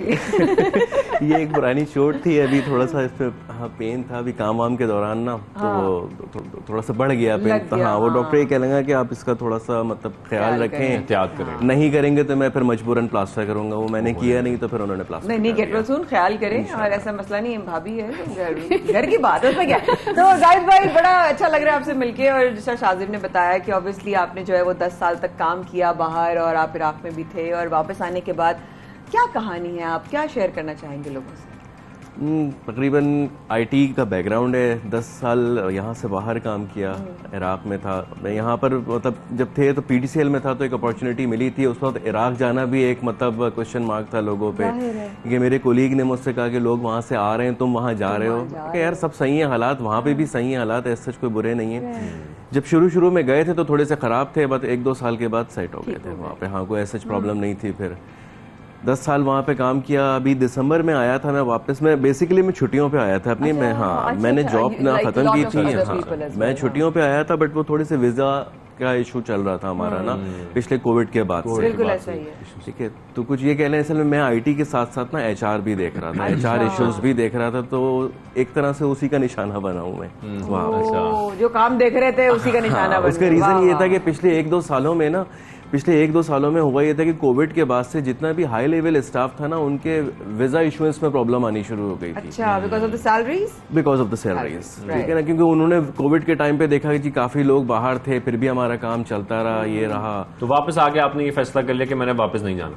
हाँ नहीं वापस आएंगे, मैंने ये फैसला नहीं किया। अच्छा, उसके बाद ऑटोमेटिक फैसला हो मैं यहाँ पर आया हूँ, मैं वापस जा रहा था, मुझे जनवरी में वापस जाना था, तो मेरे पास वहां से कॉल आई कि यार अभी थोड़ा सा वेट कर लें, आपके वीजे में थोड़ी सी प्रॉब्लम है। ये बड़ा होता है ना वेट करने वाला HR। आप कह रहे मैं HR में काम करता हूँ, मुझे बड़ी जगहों पे ऐसे वेट किया, फिर हम वेट ही करते रह गए। जनवरी गुजरा, फरवरी गुजरा, उसके बाद उन्होंने कहा कि फिर अब थोड़ा सा रुकी जाए, हम देखते हैं कि जैसे वीजा इशू होता है हम आपको बुला लेंगे वापस। अच्छा। मैंने कहा जो पिछले 2 सालों में लोगों के साथ आ रहा था, जिसको मैं हाईलाइट कर रहा था, अब मैं उसी का निशाना बन रहा हूँ। राइट। तो उसके बाद फिर आपने फैसला किया कि आप पाकिस्तान में स्टे करें और पाकिस्तान में ही कोई अपना बिजनेस स्टार्टअप करें। पहले तो जॉब की कोशिश की, पहले तो जॉब की कोशिश की मैंने ना, कि मुझे जॉब मिल जाए यहाँ पे। कैसा रहा मरहला जॉब्स का? 2-2.5 महीने जॉब ढूंढना बहुत मुश्किल काम है। 2-2.5 महीने ऐसे ही रहे, CV देते रहे, वो कहेंगे जी आ जाएं, इनिशियल स्टेज पे आ जाएं, 30,000 से आ जाएं, 40 से आ जाएं, ठीक है ना, बिल्कुल इनिशियल स्टेज से लेंगे, क्योंकि आपको पता है यहाँ की मार्केट अभी ऐसा ही है, अभी हालात भी ऐसे हैं। मैंने कहा ये तो नहीं, पर्ची भी नहीं थी आपके पास? पर्ची भी नहीं थी मेरे पास। फिर क्या हुआ, कैसे लगा? जिस तरह मैंने आपकी बात को दोहराया कि आसान नहीं था, कि जिसका एक्सपीरियंस मुझसे कम है मैं उसके अंडर कैसे काम करूं, ये सूरत हाल भी बिल्कुल ये प्रॉब्लम आती है ना। वो मतलब 10 साल गुजर चुके थे वहां पर, ठीक है ना, 10 साल काम किया इस तरह से, और मतलब एक लाइफ स्टाइल मेंटेन कर लेता है आदमी, ठीक है ना, जब एक अच्छी इनकम होती है उसकी, तो उसके बाद फिर नीचे पे जॉब करना एक थोड़ी सी प्रॉब्लम। अब ऑडियंस के लिए बन गई है बहुत ज्यादा एक क्यूरियोसिटी कि फिर आपने किया क्या? हम जो फुटेज दिखा रहे हैं ना, उसमें हमें एक बड़ा अच्छा एक आउटलेट नजर आ रहा है, तो उसके बाद जो आपने बिजनेस स्टार्ट किया वो कैसे हुआ? हाँ, ये इरादा था मेरा ना कि मैं वहां रहते हुए कोई छोटा सा ऐसे सेटअप कर लूं अपना ना, था ये पिछले साल से मेरा इरादा, बट अनफॉर्चुनेटली उस टाइम नहीं कर सका। Plan B. अब जब सर पे आ गया बिल्कुल यहाँ पे, तो मैंने कहा कुछ नहीं है, कुछ नहीं हो रहा, तो फिर इसी को स्टार्ट करते हैं। तो बिल्कुल इनिशियल स्टेज से बिल्कुल जीरो से ही शुरू किया था, समझ लिया एक बहुत छोटा सा सेटअप, एक कैटरिंग बेसिकली सेटअप। जी हाँ, बेसिकली एक शॉप ली थी यहाँ पर अप्रैल में, ठीक है ना, क्योंकि आजकल रेंट वगैरह भी इतने, वो भी मैं इतना ज्यादा भी अफोर्ड नहीं कर सकता था, तो एक छोटी सी शॉप से स्टार्ट किया था फर्स्ट वीक ऑफ रमजान। अच्छा। तो वहां से लेके चला हूँ फिर। तो इसमें कोई रेसिपी थी, और भाभी को आपकी रेसिपी थी, या ये कैसे शुरू हुआ, जरा बताएं आप कहाँ से शुरू? असल में था इसका रीजन ये कि खाने पीने का शौक भी था और बनाने का भी शौक था, ठीक है ना। वहाँ इराक में मैं तजुर्बे करता रहता था ये सारे, काफी सारी चीजों पे, ठीक है। तो मतलब रेसिपी वगैरह अपनी थी बिरयानी की, इनसे मैंने डिस्कस किया, ये कह लेंगे ठीक है करते हैं शुरू, फिर तो बस उसी रेसिपी को आगे लेकर चले बिरयानी की, और आज अल्लाह का शुक्र है। तो बिरयानी आप लोगों ने जो है वो मेन जो हमारा कोर्स है ना वो बिरयानी। अच्छा, ओके। और it's like chicken, mutton, beef? Chicken में, अभी चिकन में है। और इज इट लाइक मसाले वाली या नहीं? मसाले वाली है, मसाले वाली है। पुलाव भी रखा, सारी चीजें चला रहा हूँ मैं, सारी चीजें ऑन एंड ऑफ सारी चीजें। वीक से आपने सब स्टार्ट कर लिया था? पहला कस्टमर याद है? पहला कस्टमर जी अभी भी याद है, पहला कस्टमर वो एरिया में ही होते हैं वहीं पे। कैसा लगा? अच्छा लगा था जब वो फर्स्ट टाइम आए थे। अच्छा, इत्तेफाक से ऐसा हुआ था कि फर्स्ट टाइम जब मतलब ओपनिंग हुई है, उसके 10 मिनट तक मैं शॉप पे था ही नहीं, क्योंकि मुझे किसी काम में फंसा मैं था, वो लेने के लिए गया हुआ था, ये लोग थे और बाकी भाई था मेरा, तो उन लोगों ने मिलकर ओपनिंग की थी, मैं खुद नहीं पहुंच सका था उस टाइम पे, ओपनिंग के टाइम पे। बिल्कुल। भाभी आप साथ साथ रही, और एक औरत का बहुत बड़ा किरदार होता है अपने शौहर के साथ, चाहे जैसे भी हालात हों उनमें उसका साथ निभाना। और मेरा ख्याल है कि वो बड़ी कोटेशंस लोग शेयर करते हैं सोशल मीडिया पे भी, कि ऑब्वियसली औरत का किरदार कब पता चलता है, जब वो अपने शौहर का साथ निभाती है चाहे जैसे भी हालात हों, और मर्द के किरदार का तब पता चलता है जब उसके पास सब कुछ हो। तो वो कैसा ये सिचुएशन जब गुजरी, या इन्होंने जब आपसे भाई ने आपसे शेयर किया कि मुझे इस तरह का कुछ करना है, आपका क्या फीडबैक था? आप क्या शो आप फोर्स किया आपने कि नहीं आप जॉब कर रहे हैं, आप क्या है बिजनेस क्यों करेंगे, कभी किया नहीं? हाँ, ये मैंने इनसे बोला था कि आपने कभी बिजनेस किया नहीं है, आप कर सकते हैं तो ज़रूर करें। हाँ, मैं हूँ फिर साथ, तो अल्लाह का शुक्र है आज मैं साथ हूँ इनके। अल्हम्दुलिल्लाह, अल्हम्दुलिल्लाह। कैसा लगा आपको जब ये माशाल्लाह इसका रिस्पांस आना शुरू हुआ? मैं भाई से ही पूछूंगी, लेकिन जब रिस्पांस अपने बिजनेस की ना खुशी और होती है, जब उसका रिस्पांस अच्छा आ रहा हो ना, उसका मजा ही और होता है। स्टार्टिंग में तो बहुत स्लो था, रमजान थे थोड़ा फिर भी बेहतर हुआ, बाद में बहुत स्लो हो गया था। आज माशाल्लाह अल्हम्दुलिल्लाह बहुत अच्छा रिस्पांस है। अच्छा, तो ईमान आपका एक्सपीरियंस कैसा रहा था? आप भी तो बताएं हमें कि आपको कैसा लगा? बिरयानी मजे की लगती है? जी, मजे की लगती है। पसंद है? सारी ये तो नहीं खा जाती हैं? क्योंकि मैं खा लेती, मेरे अब्बा ये कह रहे थे मैं खा जाती सारी biryani. Crazy biryani fan. But thank you so much, आप लोगों ने प्रोग्राम में वक्त निकाला, इतना अच्छा लगा आपसे मिलकर, और अल्लाह ताला रिस्क में इजाफा फरमाए, तरक्की अता फरमाए और आपका नाम जो है वो दूर दूर तक जो है वो लोग जाने भी और रिस्क के हलाल में बरकत हो। Thank you. और हम भी जरूर ट्राई करेंगे हाँ, साथ है। आज मैं ये बड़ा जरूरी है, हम हर जगह की बिरयानी ट्राई करते हैं seriously, but we will definitely try. Zahid साहब उनकी फैमिली हमारे साथ मौजूद थे और उनकी बड़ी इंस्पायरिंग स्टोरी हमारे साथ शेयर कर रहे थे और हम उम्मीद करते हैं आगे उनको इस तरह कामयाबियां मिलते रहे, उनका बिजनेस ऐसी आगे बढ़ता रहे। हमें आगे बढ़ना है, ब्रेक लेनी है, ब्रेक के वापस आते हैं।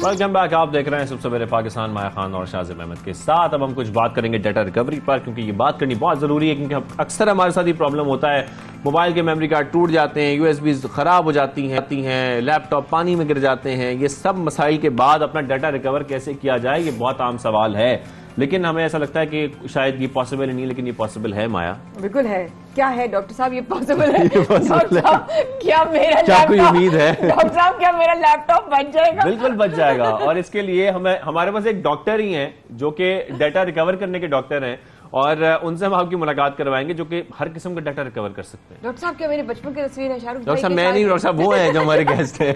डॉक्टर साहब, क्या शाहरुख भाई की शादी की तस्वीरें बच जाएंगी? लेकिन खैर, ये हमारी सबकी बात, हर घर में ये प्रॉब्लम आती है। अक्सर हमारे मुख्तलिफ जो डाटा है, हम परेशान हो रहे होते, क्या करें, लॉस्ट हो जाता है और उसके बाद हमें समझ नहीं आ रही होती इसको रिकवर किस तरीके से करना है। तो ये रिकवर पॉसिबल है। दुनिया डिजिटल हो रही है, डाटा हमारा सारा ऑनलाइन होता जा रहा है, डिजिटल। अच्छा, अगर क्लाउड पे डाटा तो फिर तो सेव रहता है, लेकिन अगर हम यूएसबी में मेमोरी कार्ड में रख रहे हैं, जब वहां से आती है ना आपकी मेमोरी वहां पे खत्म हो रही है, आप प्लीज मजीद खरीदें, तो वहां पे और भी धचके लगने शुरू हो जाते हैं, कभी वायरस आ जाता है, वायरस आ जाता है और आप परेशान हो जाते हैं, और जब डेटा लॉस हो जाता है तो हम भी लॉस्ट ही हो जाते हैं कि अल्लाह करेंगे कि आप कहाँ जाएंगे। तो जी ये डॉक्टर नहीं है, ये डाटा रिकवरी स्पेशलिस्ट हैं, और फरहान इकबाल इनका नाम है, इनसे आपकी मुलाकात करवाते हैं। अस्सलाम वालेकुम फरहान, गुड मॉर्निंग। वालेकुम सलाम।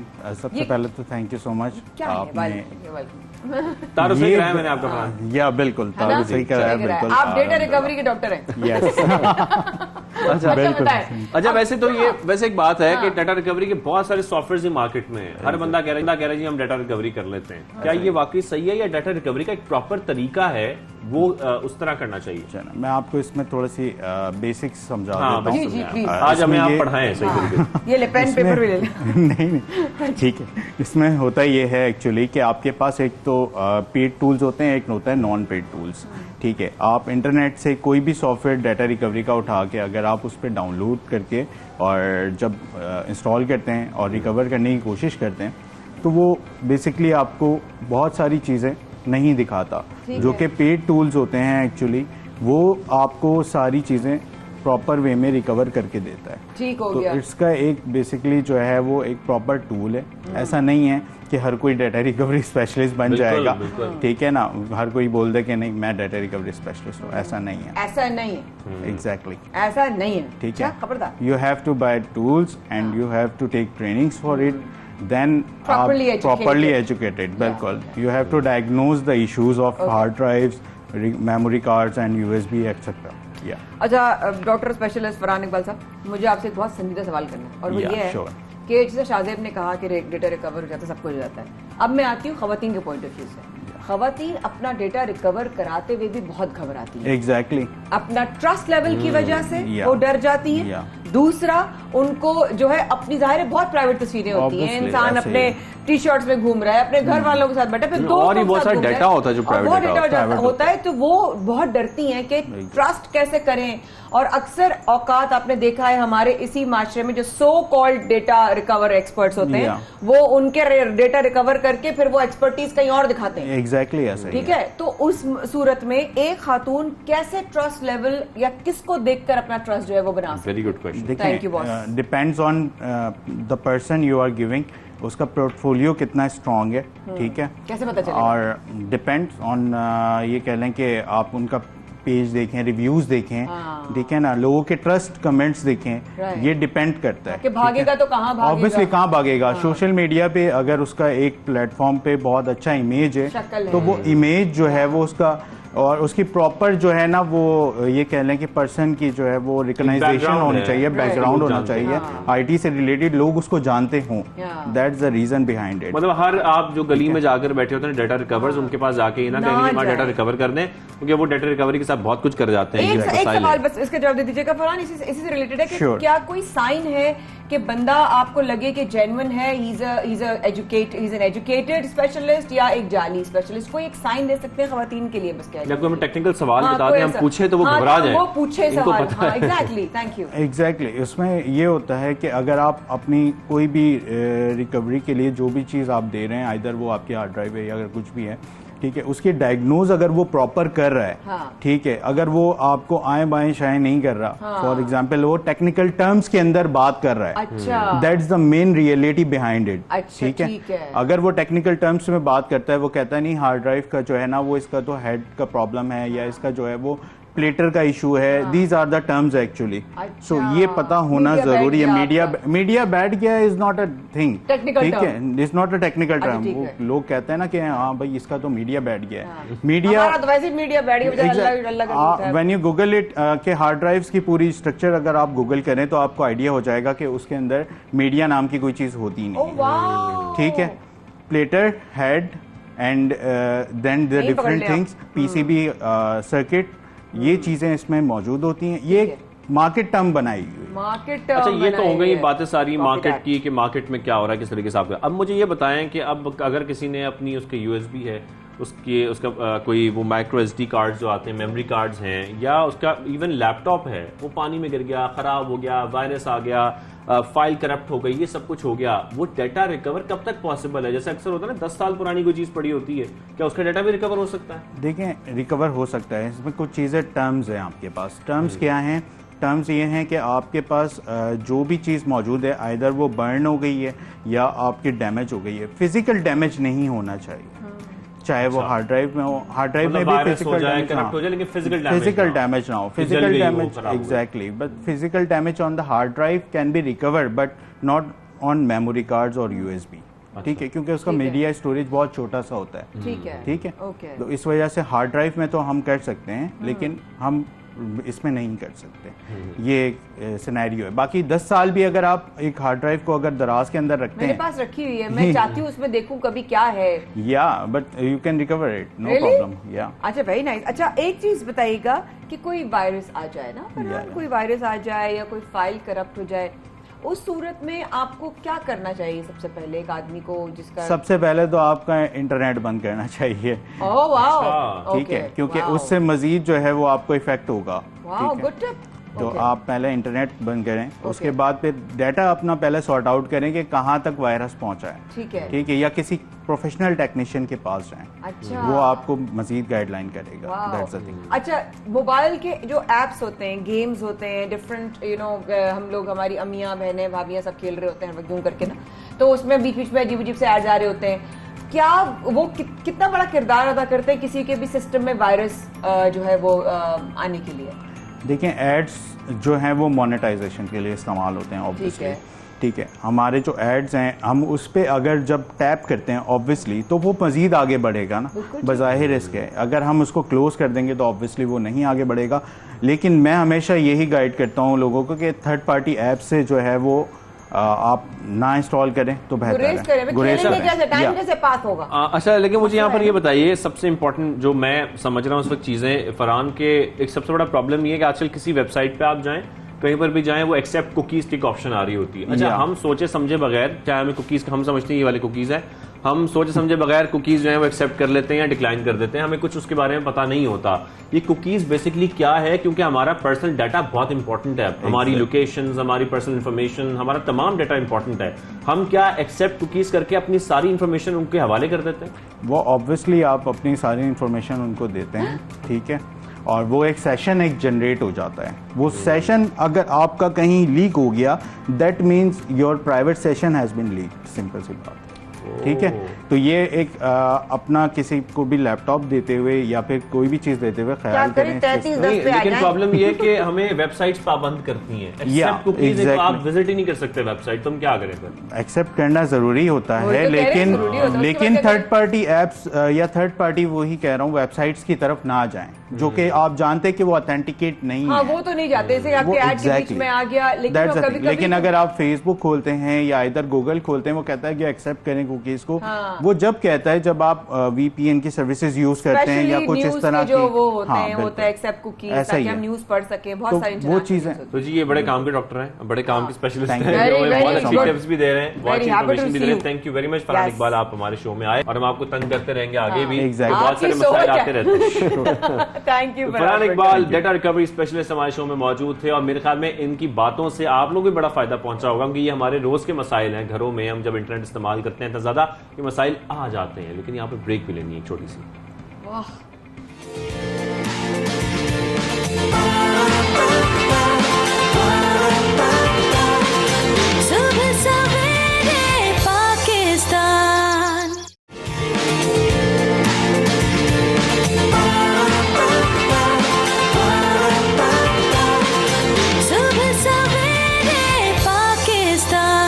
वेलकम बैक, आप देख रहे हैं सुबह सवेरे पाकिस्तान। एक बार फिर आपको खुशामदीद कहेंगे, गुड मॉर्निंग कहेंगे माया खान की जानिब से भी, मेरी जानिब से भी।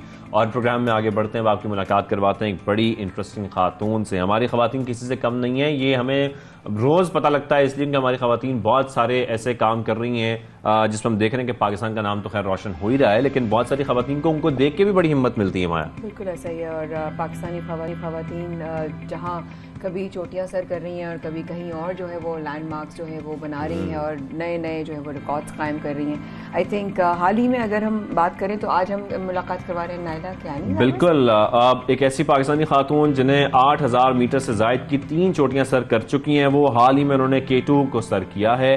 नायला इसके अलावा बॉक्सिंग में भी अपना नाम बना चुकी हैं, उनसे आपकी मुलाकात करवाते हैं। नायला आपको खुशामदीद कहेंगे, गुड मॉर्निंग, अस्सलाम वालेकुम, कैसी हैं आप? बिल्कुल ठीक हूँ, आप कैसे हैं? बिल्कुल खैरियत से। नायला माशाल्लाह, आप K2 की जब बात कर रहे हैं तो K2 भी आप सर कर चुकी हैं, इतनी कामयाबियां आप समेट रही हैं। थोड़ी सी अपनी स्टोरी शेयर कीजिएगा, कब आपने बाकायदा आगाज किया था माउंटेनियरिंग का? मेरी एक्चुअली ये स्टोरी बहुत अनयूजुअल है। मैंने सिर्फ 4 साल पहले ट्रैकिंग से स्टार्ट किया था ये एडवेंचर जर्नी, और ट्रैकिंग में मुझे शौक हुआ था कि माउंटेनियरिंग ट्राई करूं, क्योंकि वहाँ पे क्लाइंबर्स से मिली थी और मैं चाह रही थी कि क्लाइंबर्स की वो प्रोसेस देखूं कि उनकी बॉडी माइंड किस प्रोसेस से गुजरते हैं। तो सिर्फ अपनी स्ट्रेंथ को टेस्ट करने के लिए मैंने 8000 की पीक चूज की थी, और मुझे पता बिल्कुल भी नहीं था कि मैं सबमिट कर पाऊंगी या नहीं। तो लास्ट ईयर मैंने सबमिट किया था। उसके बाद मुझे इनकरेज किया गया कि मैं K2 ट्राई करूं, और K2 पे भी मुझे पता नहीं था मैं कर पाऊंगी। किसने इंकरेज किया? आपकी इंकरेजमेंट के पीछे कौन है, जरा इसके बारे में बताएं हमें। मुझे एक्चुअली लास्ट ईयर मेरे उस्ताद थे अली रजा सतपारा, उनकी अनफॉर्चुनेटली डेथ हो गई थी मेरे एक्सपीडिशन से पहले ही। उन्होंने मुझे सपोर्ट किया था, इनकरेज किया था। हस्बैंड ने इनकरेज नहीं किया, हस्बैंड डर रहे थे कि खतरनाक पहाड़ है, तो उनको मनाने में मुझे 9 महीने लगे थे। जबरदस्त जबरदस्त। अब मुझे हम क्योंकि अभी लास्ट वीक की बात है, समीना बेग से भी बात हो रही थी, जिस तरीके से वो भी गई थी, ये वाकई बहुत बड़ा काम है कि देखने में बड़ा आसान लगता है, लेकिन वाकई किसी पहाड़ी को सर करना कोई आसान काम नहीं है। कितने चैलेंजेस आए आपको, कितनी मुश्किलात आई जब आप बाकायदा आपने समिट का आगाज किया? बहुत ज्यादा मुश्किल था एक्चुअली, बॉटम से लेके टॉप तक ये बहुत ज्यादा स्टीप है। इतना स्टीप कि हमें कैंप जहाँ पे टेंट लगाते थे वो भी स्ट्रेट जगह मिलती नहीं थी, तो वो फिजिकली बहुत ज्यादा एग्जॉस्टिंग था प्रोसेस। और इसके अलावा रॉक फॉल K2 पे बहुत ज्यादा है, तो वो कॉन्स्टेंटली रॉक्स गिरते थे, तो हमें अपने आप को नीचे देखना पड़ता था, पाँव कहाँ रखे, ऊपर देखना पड़ता था, रॉक हमें हिट नहीं करे तो डॉच करना पड़ता था। लोग बहुत ज्यादा थे, क्यू बहुत ज्यादा थी, तो डेथ जोन जो कि 8000 मीटर से ऊपर होता है, वहाँ पे हमें ब्लू आइस में बहुत ज्यादा वेट करना पड़ा था। तो ये बहुत ज्यादा चैलेंजेस थे। ये K2 पे थे, और जो दूसरा पहाड़ G1 था उस पर रस्सी ही नहीं थी, तो रस्सी के बगैर हमें टेक्निकल क्लाइंब करके ऊपर जाना पड़ा था, तो बहुत ज़्यादा मुश्किल था। ऐसा ही है। नाइला, आप माशाल्लाह 2 बच्चों की आप अम्मा भी हैं माशाल्लाह से, और उसके बावजूद आपने हिम्मत की, और इस तरह आपने कहा कितना ख़तरनाक था और बहुत जगह सर्दी भी थी। क्या वो मोटिवेशन बनी या बच्चियों की वजह से आप कभी कमज़ोर पड़ी? ज़रूर शेयर कीजिएगा। वो डेफिनेटली स्ट्रेंथ थी, मोटिवेशन थी, बिकॉज जैसे मैंने बताया बहुत ज़्यादा मुश्किल था। मैं बहुत अल्हम्दुलिल्लाह स्ट्रॉन्ग हूँ मेंटली। पिछले साल पहाड़ पे मुझे कोई मुश्किल पेश नहीं आई थी, लेकिन इस दफ़ा मुझे डर लगा था K2 पे भी और G1 पे भी। और जब भी डर लगता था तो मुझे, जब आप बेसिकली डरते हैं, एग्जॉस्टेड होते हैं, तो आप गलतियां करते हैं ज़्यादा। तो पहाड़ों पे पहली गलती आखिरी गलती होती है। तो मैं अपनी बच्चियों को याद करके अपनी हिम्मत बढ़ाती थी कि गलती का कोई चांस नहीं है मेरे पास, मैंने वापस जाना है उनके पास। तो एक भी गलती छोटी सी भी नहीं करनी, चाहे जितनी भी पावर बिल्कुल खत्म हो गई है, मेंटल स्ट्रेंथ यूज करके उनको स्ट्रेंथ बना के ऊपर गई थी। बिल्कुल सही बात है वाकई में। तो फिर नेक्स्ट क्या है? नेक्स्ट के साथ साथ ये जो हम बॉक्सिंग के बारे में सुन रहे हैं, ये माशाल्लाह आप मेरे ख्याल में हर फील्ड में आप कदम जमाए हुए हैं आपने। ये इसके साथ साथ माउंटेनियरिंग के साथ साथ आप बॉक्सिंग भी करती हैं? बॉक्सिंग बहुत साल से, 12 साल पहले स्टार्ट की, कंप्लीट किया उसमें। तो बॉक्सिंग से ही मुझे पता चला था कि मैं फिजिकली और मेंटली बहुत ज्यादा स्ट्रांग हूँ अल्हम्दुलिल्लाह। तो वो फिर मुझे उससे बहुत हेल्प हुई थी माउंटेनियरिंग में। अच्छा नाइला, मोस्टली माउंटेनियरिंग में हम ये देखते हैं कि एक तो बहुत एक्सट्रीम वेदर होता है। इतने एक्सट्रीम वेदर में सर्वाइवल बड़ा मुश्किल होता है, और खैर हमने माजी में बहुत सारे हादसा भी देखे, उसके बाद डर बड़ा लगता है। तो अब जब आप जाती हैं, क्या तैयारी होती है, एक तो मेंटली भी और वैसे भी? जब हम इक्विपमेंट भी देखते हैं, इसमें बड़ी तैयारी की ज़रूरत है। आप पूरी प्रिपरेशन के साथ जाती होंगी। तो जब आप पहली बार गई थी माउंटेनियरिंग के लिए, खासतौर पर इस एक्सट्रीम वेदर में, और फिर K2 सर करना, ये वाकई बहुत बड़ी बात है। तो कोई आपको कोई डर था, कोई ये फीलिंग्स थी कि मैं शायद पता नहीं कर पाऊं या ना कर पाऊं, या क्या, कितनी तैयारी की थी आपने खास तौर पर इस पे? उससे एक्सपेडिशन से पहले बिल्कुल भी डर नहीं था, क्योंकि पिछले साल का एक्सपीरियंस बहुत अच्छा था। K2 पे हमने अच्छा वेदर चूज किया था, उस विंडो में गए थे। तो K2 में 5 दिन का बिल्कुल बहुत क्लियर वेदर था। तो अगर आप मेरी पिक्चर्स देखें टॉप की, तो उसमें पता ही नहीं चल रहा कि मैं K2 के टॉप पे हूँ। लेकिन G1 पे एक दफा हमें खराब वेदर में जाना, मतलब हम यूजुअली अवॉइड करते हैं कि खराब वेदर में जहाँ एवलांच का डेंजर हो, लेकिन कभी कभी वो वेदर फोरकास्ट सही नहीं आती है। तो वो एक पॉइंट था G1 दशब्रम 1 माउंटेन पे, जब मौसम बहुत ज़्यादा ख़राब था, हवा 80-85 किलोमीटर पर आवर चल रही थी। मतलब अगर हम रस्सी को जोर से नहीं पकड़ते तो हमें उड़ा के लेके जा सकती थी। तो उसके लिए एडवांस में प्रिपरेशन करना बहुत मुश्किल है। लेकिन उस वक्त बहुत ज़्यादा वो वाला मेरा टफेस्ट डे था। K2 पे नहीं था, G1 माउंटेन पे था। लेकिन अगेन वही बस बच्चों को याद करके कि बस आराम से जाना है, जितना भी मुश्किल हो। क्योंकि उस वक्त मुझे पता भी नहीं था कि मैं ऊपर भी नहीं जा सकती थी, नीचे भी नहीं जा सकती थी। मतलब इतनी हिम्मत भी, पावर खत्म हो गई थी। लेकिन आहिस्ता आहिस्ता बस बच्चों को याद करके ऊपर जाना पड़ा था। तो मेंटल स्ट्रेंथ उसमें आ जाती। फिजिकल स्ट्रेंथ आपकी लगता है खत्म है, आपको मेंटल स्ट्रेंथ यूज करके ऊपर जाना पड़ता है। वाओ।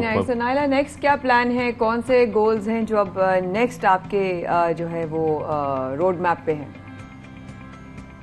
मेरा प्लान है कि पाकिस्तान की जो 5-8 हज़ार मीटर की पीक्स हैं वो करूँ। तो इंशाल्लाह मेरी 2 रह गई हैं, नांगा पर्वत और ब्रॉड पीक। वो इंशाल्लाह अगले समर तक मेरा प्लान है कि उनको कंप्लीट करूँ।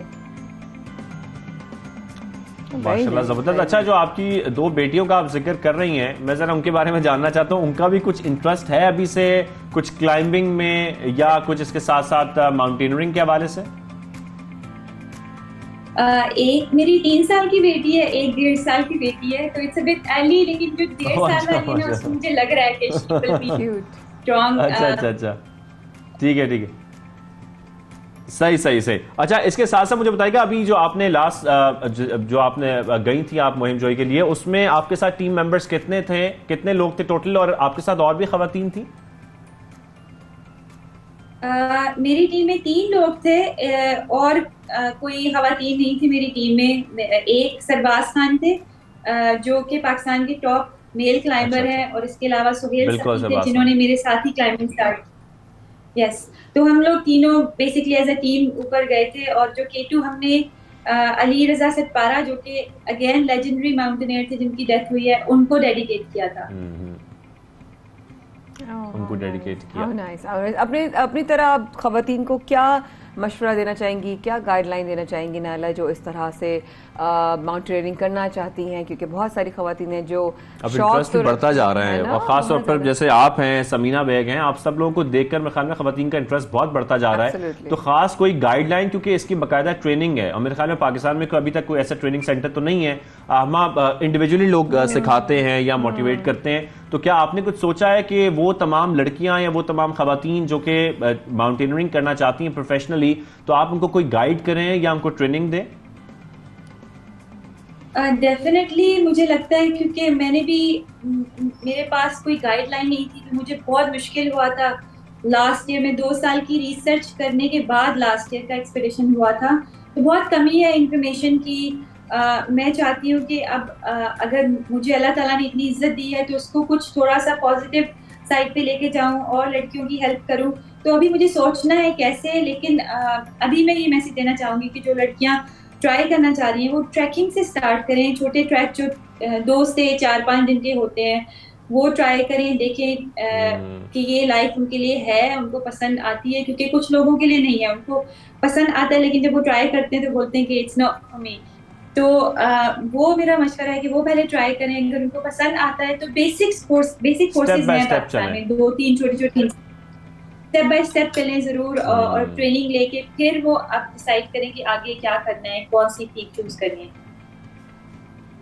बिल्कुल, इसके लिए स्टेमिना और आपको तमाम एक्सट्रीम वेदर्स में सर्वाइव करना, ये देखने में बड़ा आसान लगता है, बड़ा अच्छा लगता है, लेकिन ये वाकई बहुत मुश्किल काम है। इसके लिए बड़ी ट्रेनिंग चाहिए, फिजिकली भी, मेंटली भी, कि आप प्रिपेयर हों वहां जाने के लिए, बाकायदा ट्रेनिंग के साथ जाएं। Thank you very much Naila, आपने में ज्वाइन किया सबसे पहले पाकिस्तान में। बहुत अच्छा लगा आपसे बात करके, और उम्मीद करते हैं कि आपके जो आगे के प्लान्स हैं उसमें भी आप इंशाल्लाह ऐसी कामयाब हो। तो नायला से आपकी मुलाकात करवाई, और बातें तो बहुत सारी हो गई हैं। छोटी सी ब्रेक लेते हैं, ब्रेक के वापस आते हैं, एक और सेगमेंट जो अभी प्रोग्राम में शामिल करना है।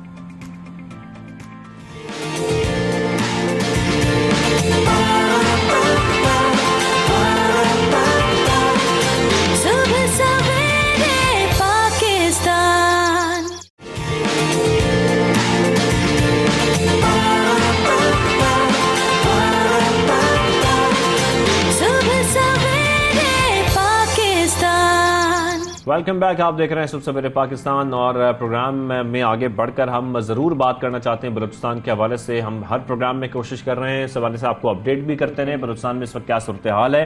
फिर ख़ास तौर पे जब हम बात करते हैं PGMA की, तो वो किस तरह से कोशिश कर रहा है कि वहाँ पर ज़ाहिर बात है इस वक्त हम गवर्नमेंट को भी देख रहे हैं, वो भी इकदाम उठा रहे हैं, रेस्क्यू ऑपरेशन भी वहाँ पर चल रहे हैं, रिलीफ ऑपरेशन भी चल रहे हैं, और कोशिश की जा रही है वहाँ पर लोग, क्योंकि एक बारिशों के नए सिलसिले से खौफ की नई लहर दौड़ गई है। और हम देख रहे हैं कराची में भी, सिंध में भी खासतौर पर बारिशों का आगाज हो गया माया आज से, और बलूचिस्तान में भी हो गया। क्योंकि अब तक की जो बारिशें थी उन्होंने जो तबाहकारियां की हैं उस पर ही अभी तक बलूचिस्तान संभल नहीं सका। तो आगे की जो पेशन गोई है उसको किस तरह फेस करेंगे, उसको उस पर कैसे लोग जो है इस तरह लोगों के घर, लोगों की जिंदगियां, उनकी जमा पूंजी, जिस तरह सब कुछ उनकी आंखों के सामने बह गया, अब किस तरीके से, अब और क्या होगा, किस तरह वो मैनेज करेंगे, कैसे सर्वाइव करेंगे जो अगला स्पेल आने वाला है। कोयटा, कोलू, डेरा बुगटी, झलमक्सी, जाफराबाद, लसबेला, इन तमाम इलाकों में तो बारिशें ऑलरेडी जारी हैं। फिर हम देख रहे हैं सैलाबी रैलों के बायस कोयटा कराची कौमी शाहराह पर भी जो है वो बंदिश का सामना है, वो बंद हो गई है। सिविल इंतजामिया और पाक फौज रास्ते बहाल करने में मसरूफ है, कोशिश कर रही है कि वहां तक लोगों को राशन भी पहुंचाया जाए। बहुत सारी NGOs हैं वो भी कोशिश कर रही हैं बलूचिस्तान तक पहुंचने की, इस तरीके से काम किया जा रहा है। लेकिन अभी वहां पर क्या सूरत हाल है जानने के लिए हमने राब्ता किया है तर्जुमान PGMA से, उनसे भी हम बात करेंगे, जानने की कोशिश करेंगे, क्योंकि वहां पर मसाइल में बहुत ज्यादा इजाफा होता जा रहा है। लोग ये कोशिश कर रहे थे वहां से मुंतकिल होने के लिए, लेकिन मुंतकिल होकर कहां जाएंगे। हमारी फराह अजीम साहब से ही बात हो रही थी, वो यही कह रही थी कि वो लोग अपने इलाके नहीं छोड़ना चाहते। लेकिन खैर इस वक्त क्या सूरत हाल है, तर्जुमान PGMA असगर अली साहब हमारे साथ मौजूद है, उनसे हम बात करते हैं। असगर साहब को खुशामदीद कहेंगे सबसे पहले पाकिस्तान में। सर, एक बार फिर बारिशों का आगाज हो गया, खासतौर पर बलूचिस्तान में। इस वक्त क्या सूरत हाल है बलूचिस्तान की, अपडेट क्या है सर? जी बिल्कुल, जैसे कि आप जानते हैं कि कोयटा और कुछ सराउंडिंग एरियाज हैं, लसबेला, झलमक्सी और नसीराबाद, जाफराबाद, उन एरियाज में दोबारा से जो है एक जो है अलर्ट इशू किया गया है कि यहाँ पे दोबारा से रेन एक्सपेक्टेड है। With in 3 days।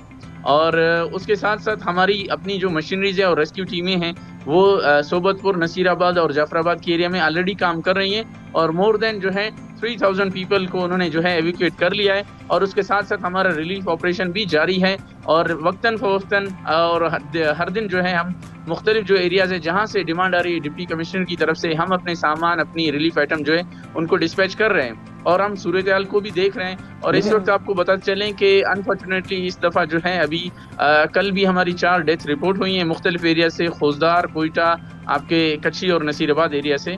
तो इस वक्त जो डेथ टोल है वो तकरीबन 230 पे चला गया है। अल्लाह खैर करे। तो जिस तरह क्या पहले से सैलाब में जो घिरे इलाकों से जो तमाम अफराद थे, जिस तरह आप बता रहे हैं अभी, उनको क्या रेस्क्यू कर लिया गया जब ये नेक्स्ट पे स्पेल जो है बिल्कुल खड़ा हुआ है कोने पे? जी देखें, मैंने आपको पहले बताया कि हमारा रेस्क्यू ऑपरेशन जो कंटिन्यू है आपके सोबतपुर, झलमक्सी और नसीराबाद, जाफराबाद की एरिया में। हमारी जो है 4 एम्बुलेंसेज और 40 के करीब रेस्क्यू एहलकार वहाँ पे जो है हमने भिजवा दिए जो काम कर रहे हैं और वो गुज़िश्ता हफ्ते से जो है वहीं पर मौजूद हैं और उन्होंने इस वक्त तक जो है 2000 से ज़्यादा लोगों को जो है एविक्यूएट कर लिया है और अभी भी रेस्क्यू ऑपरेशन जारी है। और आज हमने अपनी टीम को जो है जाफराबाद की तरफ मूव किया है क्योंकि डिप्टी कमिश्नर की रिक्वेस्ट थी कि वहाँ पे सैलाबी रेला खड़ा हुआ है तो काइंडली अपनी टीम भेजें ताकि लोगों को वहाँ पे सेफली एविक्यूएट किया जाए। उसके साथ साथ मैं ये भी आपको बताऊं कि कल हमारी यहाँ पे मीटिंग हुई थी, चीफ सेक्रेटरी साहब ने चेयर की थी, तो उसमें ये डायरेक्शन थी कि जितनी भी हमारी गवर्नमेंट की जो बिल्डिंग्स हैं लाइक स्कूल, BHUs या हॉस्पिटल वगैरह, क्योंकि उनका इंफ्रास्ट्रक्चर थोड़ा सा बेहतर होता है एज कम्पेयर टू जहाँ पे लोग रह रहे हैं वो कच्चे मकानों में रह रहे होते हैं। सो ये डायरेक्शन थी कि जितने भी लोग हैं उनको रेस्क्यू करके गवर्नमेंट बिल्डिंग में शिफ्ट करें और उनके food and non food item का भी बंदोबस्त करें। तो उसके साथ साथ हमने उनको शिफ्ट भी कर रहे हैं और उनको जो है कुक फूड भी हम उनको प्रोवाइड कर रहे हैं और जो नेसेसिटीज आइटम्स है रूटीन लाइफ की, इस तरफ आ रहा था। ये बहुत इंपॉर्टेंट बात है, समझने वाली बात है। जितनी भी इमदाद वहां पर जा रही है, जो भी कोशिश की जा रही है कि वहां पर अनकुक्ड फूड का तो कोई फायदा नहीं है, ज़ाहिर है सैलाबी सूरत हाल है, तो कुक फूड प्रोवाइड करना कितना मुश्किल है इस वक्त और किस हद तक किया जा रहा है, वहां पर इस वक्त कैपेसिटी कितनी है जो कि मुतासरीन है और उनको किस तरीके से कुक फूड जो प्रोवाइड किया जा रहा है? ये बहुत बड़ा एक चैलेंज है, लेकिन ये है कि हम अपनी जो है पूरी कोशिश कर रहे हैं और यहाँ से हम जो है कल जो है हमने जो है एक हेली की सर्विस भी एक्वायर की है गवर्नमेंट की तरफ से, तो वो थ्रू उनके हम यहाँ से जो है कुक फूड बना के वहाँ पे भेज रहे हैं और जो सेफ साइड हैं, जो ऐसे एरियाज हैं जिनमें पानी नहीं खड़ा हुआ गवर्नमेंट बिल्डिंग में, हम वहाँ पे अपनी चीज़ें पहुँचा के वहाँ पे जो है खाने को जो है ना पका के उनको कुक करके वो जो है फिर पैक कर रहे हैं मुख्तलिफ उसमें पैक्स में। उनके बाद वो जो है हम जो जहाँ पर लोग हैं गवर्नमेंट बिल्डिंग्स में या जहाँ पे फंसे हुए हैं तो उनको जाके कश्तियों के जरिए मुख्तलिफ उसके सोर्सेज के जरिए हम उनको जो है वो कुक फूड प्रोवाइड कर रहे हैं। ठीक है, कुक फूड प्रोवाइड किया जा रहा है, वहां से इवैक्यूएट भी किया जा रहा है लोगों को और जानी नुकसान अब तक बहुत ज्यादा हो चुका है। बलूचिस्तान की ये सूरत हाल है। Thank you very much. तर्जुमान PTM में असगर अली साहब हमारे साथ मौजूद थे। ओवरऑल हमें वो बता रहे थे कि इस वक्त बलूचिस्तान की क्या सूरत हाल है, लेकिन यकीनी तौर पर जिस तरीके से बारिशों का एक और स्पेल हम देख रहे हैं तो हम उम्मीद करते हैं अल्लाह वहाँ पर खैरियत रखे। आमीन आमीन। पाकिस्तान की खैर आफियत हो, हम एक दूसरे की अच्छी खबरें सुने और खैर से इंशाल्लाह फिर आपसे कल मुलाकात होगी। शाहज़ेब माया को कल तक लीजिए इजाज़त और रखिएगा अपना ख्याल। अल्लाह हाफ़िज़।